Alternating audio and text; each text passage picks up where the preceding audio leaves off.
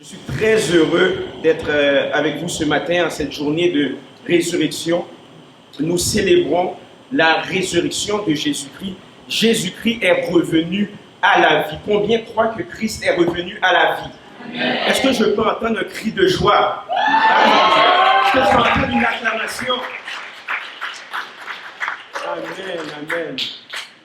Donc, sans plus tarder, le titre de mon message, la résurrection, la bonne nouvelle. La résurrection, la bonne nouvelle. Vous savez, à bien des égards, nous vivons dans un monde post-moderne. Mais qu'est-ce que cela veut dire, un monde post-moderne? Mais à un certain niveau, post-moderne est un mot utilisé pour décrire les changements majeurs dans la manière dont les gens pensent. En d'autres mots, je peux vous dire également, en particulier dans la façon dont les gens voient la vérité et la réalité. Le postmodernisme vient après l'ère moderne. L'ère moderne se situe entre le 19e siècle, après Jésus-Christ, et le début du 20e siècle. Mais avant l'ère moderne, il y avait l'ère pré-moderne. Vous allez comprendre où je veux en venir. À l'époque pré-moderne, c'était une époque où la religion était la source de la vérité. C'était une époque où la religion était également la source de la réalité. C'est dire que l'existence et la révélation de Dieu ont été données dans la culture. Maintenant, à l'époque moderne, la science est devenue la source de la vérité et de la réalité. Et au cours de cette période, la religion et la moralité ont été rétrogradées au domaine subjectif. Maintenant, nous sommes à l'ère postmoderne.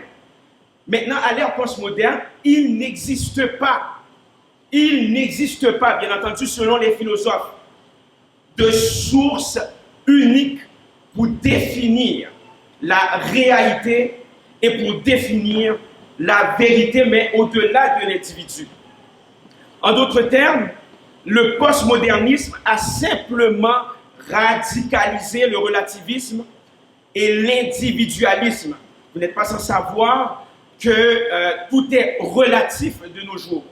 Vous n'êtes pas sans savoir que nous vivons dans un temps où les gens pensent à eux-mêmes uniquement. Et le postmodernisme s'est appliqué à toutes les cultures, même dans la science. Par ailleurs, il n'y a même pas de consensus sur le plan politique, il n'y a même pas de consensus dans le monde scientifique en ce qui concerne le changement climatique, parce que chaque personne a sa propre réalité, chaque personne a sa propre vérité.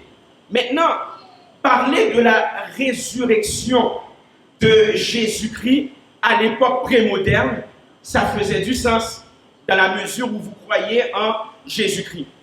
Parler de la résurrection de Jésus-Christ à l'époque moderne, cela ne fait aucun sens parce que la résurrection va à l'encontre de la science.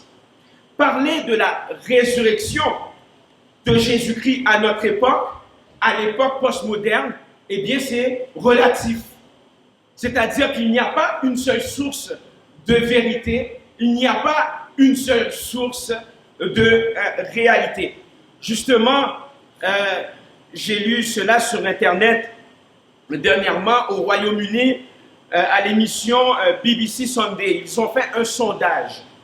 Moins de 46% de chrétiens pensent que Jésus-Christ est réellement mort, pensent que Jésus-Christ est réellement ressuscité pour le pardon des péchés. Et vous vous rendez compte, environ 46%. Finalement, les intervieweurs ont interviewé un prêtre anglican notoire et lui a demandé comment se fait-il que plus de 50% ne croient pas ou du moins les chrétiens, ne croient pas que Christ est réellement mort pour nos péchés et que Christ est réellement ressuscité. Eh bien, ce prêtre anglican, il a tout simplement dit, mais c'est fort simple, parce que la résurrection de Jésus-Christ ne fait aucun sens. Mais laissez-moi vous dire ceci, le christianisme repose sur la mission de Jésus. Amen. Le christianisme repose sur la résurrection de Jésus-Christ. La Bible nous dit par ailleurs, sans effusion de sang, il n'y a pas de pardon. Donc si Christ n'est pas mort, si Christ n'est pas ressuscité, eh bien son sang ne vaut absolument rien. Ça va? L'apôtre Paul eut à dire également dans la lettre aux Corinthiens que si Christ n'est pas ressuscité, eh bien notre prédication, elle est vaine. Votre foi, elle est vaine. Votre croyance, elle est vaine. Je prêche pour rien. Je perds mon temps littéralement. Mais gloire soit rendue à Dieu que la résurrection de Jésus-Christ, c'est une réalité. La résurrection de Jésus-Christ, c'est une vérité. Amen. Ce matin, j'aimerais m'adresser aux adhérents du christianisme. Les adhérents du christianisme, ce sont ceux qui adhèrent aux principes du christianisme, n'est-ce pas?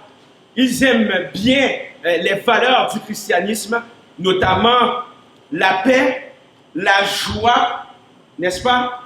Et également l'amour.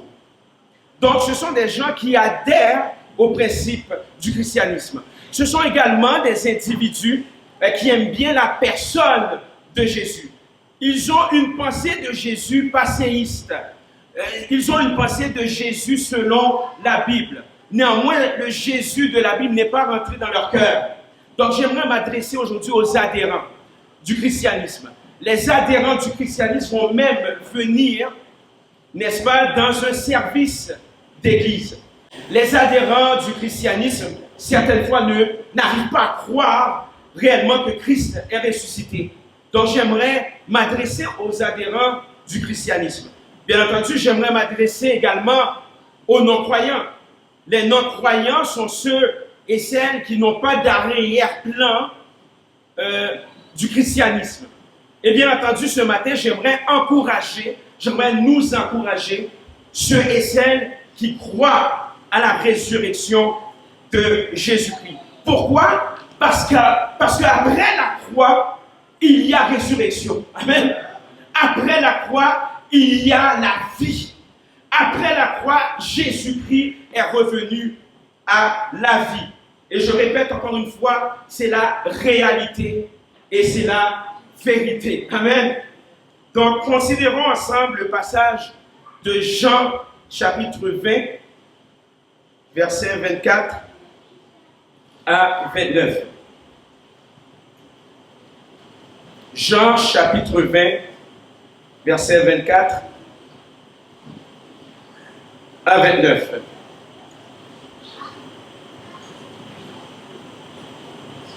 Je lis pour vous. Thomas, appelé Didyme, l'un des 12, n'était pas avec eux lorsque Jésus vint. Les autres disciples lui dirent donc, « Nous avons vu le Seigneur. » Mais il leur dit, « Si je ne vois dans ses mains la marque des clous, et si je ne mets mon doigt dans la marque des clous, et si je ne mets ma main dans son côté, je ne croirai point. » 8 jours après, les disciples de Jésus étaient de nouveau dans la maison. Et Thomas se trouvait avec eux.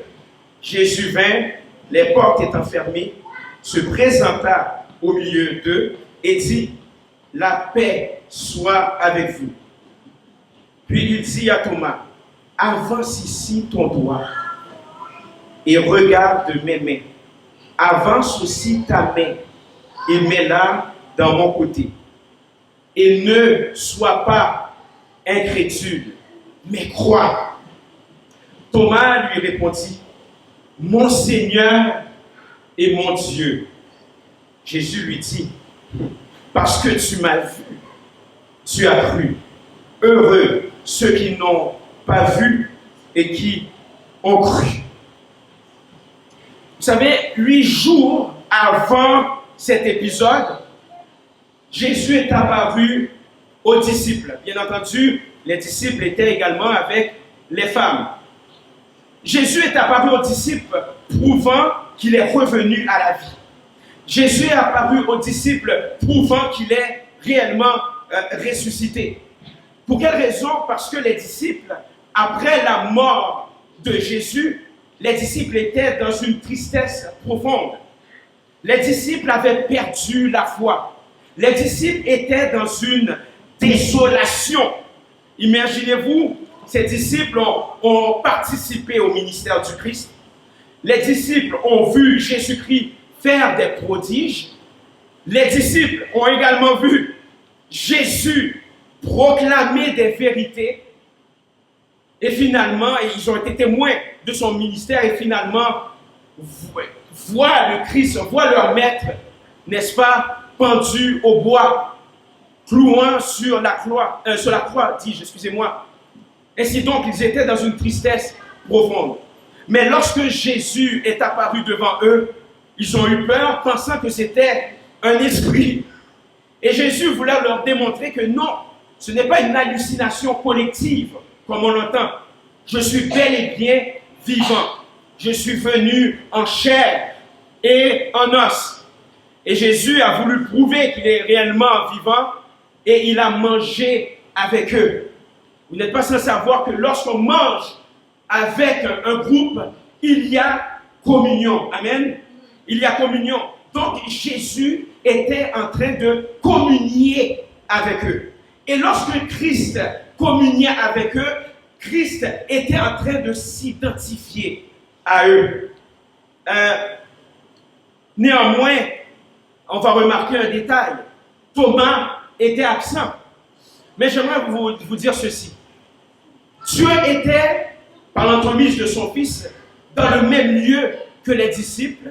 Dieu était, par l'entremise de son Fils, ressuscité, en train de communier avec les disciples. Il en va de même pour nous. Nous devons être dans le même lieu que Christ. Amen. Nous devons, n'est-ce pas, communier jour après jour avec Christ. Mais je vous ai dit d'entrée de jeu qu'il y avait un absent. Et c'était Thomas. Thomas est absent. Mais où était Thomas? La Bible ne nous le dit pas. Thomas était absent de corps. Thomas était absent de corps parce qu'il n'avait pas vu le corps ressuscité. Je répète, Thomas était absent de corps parce qu'il n'a pas vu le corps de Jésus ressuscité qui était dans le corps. Jésus était dans le corps. Vous n'êtes pas sans savoir que la somme des chrétiens croyant que Christ est ressuscité, c'est un corps spirituel. Thomas n'était pas dans le corps, Thomas n'a pas vu le corps ressuscité, de sorte qu'il était absent de corps. Amen. Aïe, aïe, aïe. Mais les disciples étaient présents. Et lorsque les disciples étaient présents, les disciples ont cru. Amen. Maintenant, quelle était la vision de Thomas? Eh bien, Thomas avait une vision passéiste de Jésus. Thomas avait une vision nostalgique de Jésus. Thomas était devenu un incroyant. Thomas est devenu un incrédule. Le fait que Thomas était absent lors de la première réunion, eh bien Thomas a perduré dans son incrédulité. Pourquoi? Parce que Thomas pensait probablement que le mouvement de Jésus était simplement un mouvement éphémère. Thomas s'est dit, mais attends une minute là. Je crois que Christ nous a menti. Je crois que Jésus m'a carrément menti. j'ai sacrifié 3 ans de ma vie en train de suivre un homme qui prétend avoir la vie éternelle, mais il a été cloué à la croix et sa vie a fini à la croix. Eh bien, je ne veux plus rien savoir. Thomas était visiblement incrédule, certes, mais il était également blessé. Et je m'adresse aussi aux gens qui ont été blessés par le mouvement évangélique, les gens qui ont été blessés par le mouvement du christianisme. Certaines fois, on a une vision passéiste de Jésus. On a une vision de Jésus de l'ancien temps. Mais laissez-moi vous dire, acceptez Christ dans votre cœur, car Jésus, il est bel et bien réel. Et Jésus peut également vous restaurer. Amen. Amen. Visiblement, Thomas était blessé par le ministère de Jésus. Laissez-moi vous dire ceci. Ne pas croire à la résurrection de Jésus, c'est la résultante d'un manque de relation avec Jésus-Christ. C'est la résultante d'un manque de relation également avec le corps de Christ. Jésus-Christ est apparu devant des disciples incrédules. Mais comment se fait-il que les disciples ont cru? C'est parce qu'ils étaient dans un premier temps en communion avec le Christ ressuscité. Ils étaient également ensemble en train de contempler la gloire du ressuscité. Eh bien, il en va de même pour ceux et celles qui ont des doutes sur la résurrection de Jésus.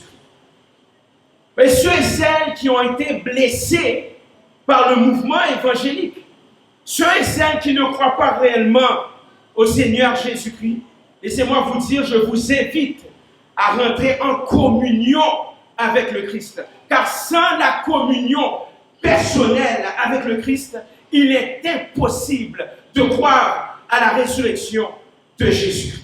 Il est impossible également de se greffer au corps. Certaines fois, les adhérents du christianisme, je vous ai dit au début du message, vont s'infiltrer à l'église, vont venir, soi-disant, adorer à l'église. Mais vous allez remarquer qu'ils n'ont pas une réelle communion avec les frères et sœurs à l'église. Et j'aimerais vous encourager à croire au Messie. J'aimerais vous encourager à croire au Fils de Dieu. J'aimerais vous encourager à croire à la vérité. J'aimerais vous encourager à croire qu'il est la réalité. Jésus-Christ personnifie la réalité. Jésus-Christ personnifie l'éternel. Jésus-Christ personnifie la paix. Jésus-Christ personnifie la restauration. Littéralement, si vous le croyez, dites Amen. Amen. Gloire à Jésus. Gloire à Jésus. La croix n'est pas une finalité. La croix est simplement un passage. Amen. Alléluia. La croix est un passage obligé pour que nous ayons la vie en Jésus-Christ. Alléluia. Je vous invite sincèrement à embrasser Jésus-Christ ce matin.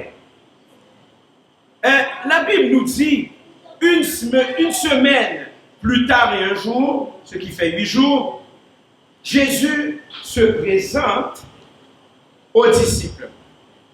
Mais cette fois-ci, Jésus a une nouvelle mission. Ça va? Jésus a une nouvelle mission. Et sa mission, eh bien, c'est de sauver Thomas. La vision de notre Seigneur Jésus-Christ, c'est de vous sauver également. C'est de vous restaurer. Fort probablement, parce que de toute façon, vous pouvez le voir, que Thomas était en train de discuter avec les disciples. Les disciples, lorsqu'ils ont communié avec Jésus-Christ, les disciples, lorsqu'ils ont contemplé la gloire de Dieu, lorsqu'ils ont contemplé Jésus-Christ ressuscité, mais qu'est-ce que les disciples ont fait? Les disciples ont témoigné.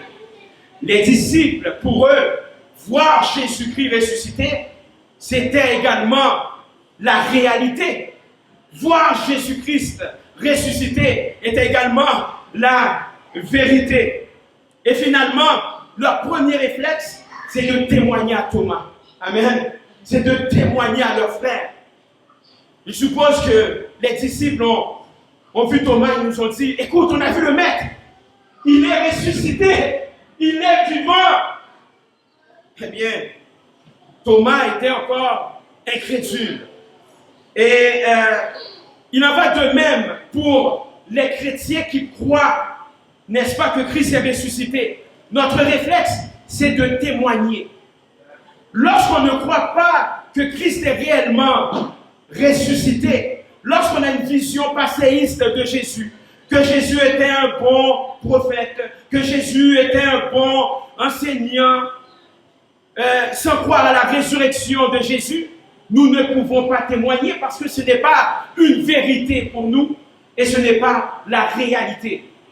Néanmoins, lorsque Jésus-Christ est venu dans notre vie, s'installe dans notre vie par le biais de son esprit, lorsque ça devient une vérité pour nous, lorsque ça devient une réalité, notre réflexe, c'est de proclamer l'évangile. Notre réflexe, c'est de proclamer ce que Christ a fait pour nous dans notre vie. Amen. Amen. Et c'est ce que les disciples et les femmes ont fait. Ils ont témoigné que Christ est bel et bien ressuscité. Ils ont témoigné que Christ est bel et bien vivant.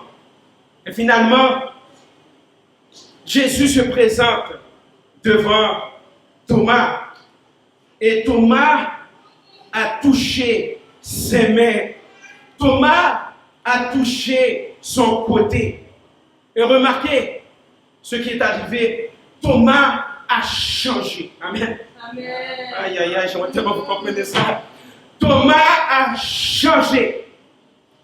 Son état d'esprit a changé. Sa mentalité a changé. Sa manière de percevoir Jésus a changé. Lorsqu'il a changé, maintenant c'est tout son être qui a changé. Laissez-moi vous dire que le Christ ne laisse personne indifférent.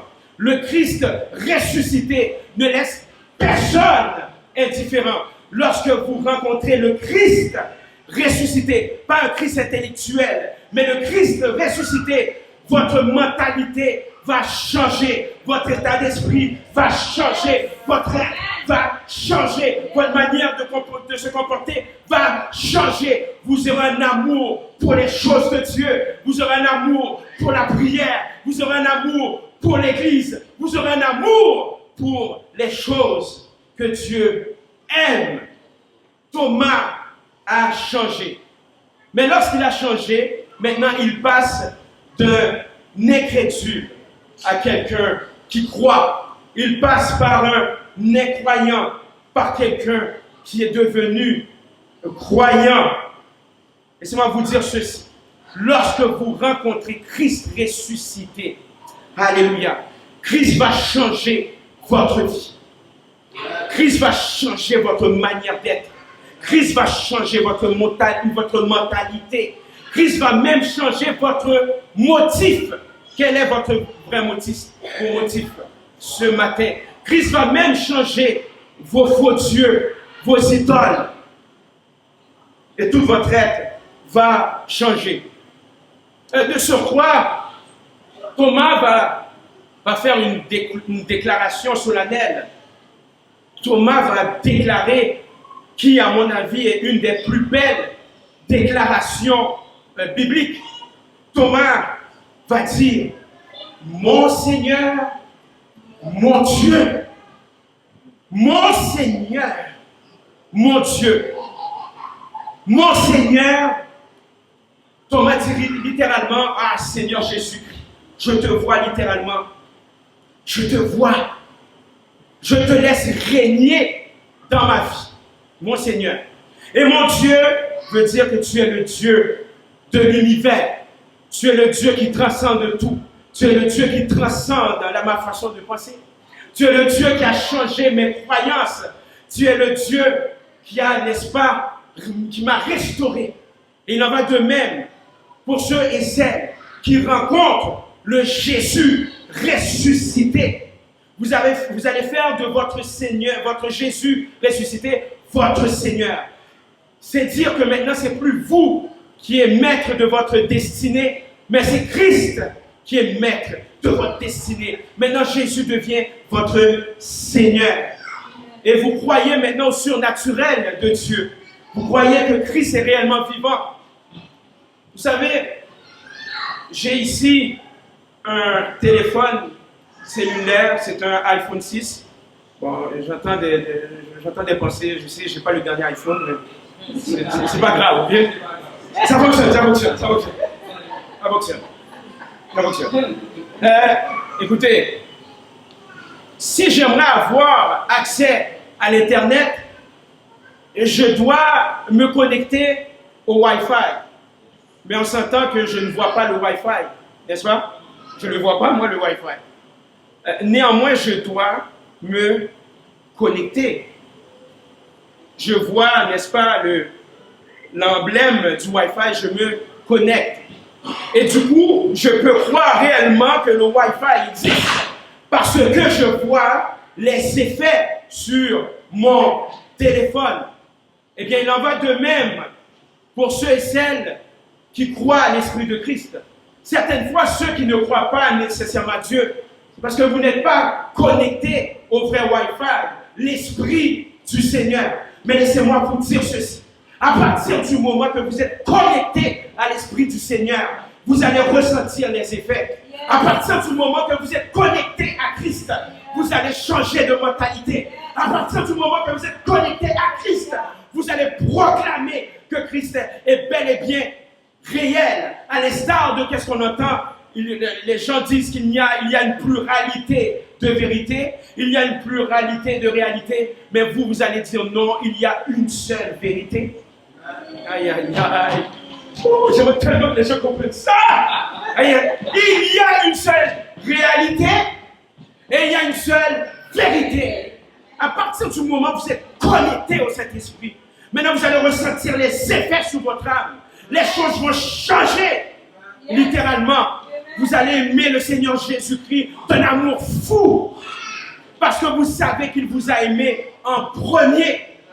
Et si vous étiez un chrétien blessé par l'évangile, si vous étiez un chrétien passéiste, eh bien vous allez voir lorsque vous êtes connecté au Saint-Esprit de Dieu, alléluia, lorsque vous êtes connecté à l'Esprit du Christ ressuscité, parce qu'il ne s'agit pas de seulement prêcher le Christ à la croix, mais il faut prêcher le Christ ressuscité. Mais à partir du moment, vous allez ressentir les effets dans votre vie. Maintenant, vous allez faire comme les disciples. Vous allez faire comme Thomas. Vous allez maintenant, n'est-ce pas, chercher à communier avec Dieu. Alléluia. Et vous allez également chercher à être la communion envers ceux et celles qui sont connectés à l'Esprit de Christ. Et lorsque vous le faites, et je termine là-dessus, vous faites de votre Jésus ressuscité, votre Seigneur. Et vous faites de Jésus également votre Dieu.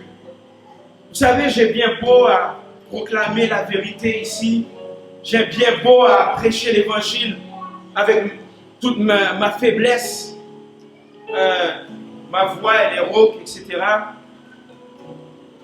Il n'en demeure pas moins que c'est uniquement l'Esprit de Christ qui peut vous changer. C'est uniquement l'Esprit de Christ qui peut vous convaincre. C'est uniquement l'Esprit de Christ qui peut renouveler votre amour envers lui. Et au final, Thomas est devenu constant dans sa vie et il a été envoyé par la foi en Jésus-Christ. Vous allez devenir, lorsque vous allez être connecté réellement, le Jésus que vous lisez dans la Bible, maintenant ce Jésus va pénétrer votre cœur, va pénétrer votre esprit. Et à partir du moment que Christ pénètre votre cœur, votre esprit maintenant, vous allez devenir constant. Est-ce que vous allez être exempt de problème? Non. Certes, il va avoir des problèmes. Par ailleurs, regardez ma voix, elle est pourrie là, hein? C'est un gros problème pour moi parce que c'est mon instrument de ministère. Mais il en demeure pas moins que malgré les problèmes, malgré les vicissitudes de la vie, maintenant vous n'êtes plus seul. Thomas, il était reclus, Thomas était seul, Thomas n'était pas avec les autres. Mais maintenant, il est avec les autres, maintenant il n'est plus seul et puis il a Christ dans sa vie. Il est devenu constant. Et non seulement il est devenu constant, il est maintenant devenu un envoyé. Il est devenu quelqu'un qui proclame que Christ, ce n'est pas simplement un mouvement qui a duré 3 ans, mais c'est un mouvement spirituel qui perdure jusqu'à aujourd'hui. Et l'Esprit de Dieu vous donnera du courage et vous donnera également la paix qui surpasse toute intelligence et il gardera vos cœurs et vos pensées en Jésus. Amen. Amen.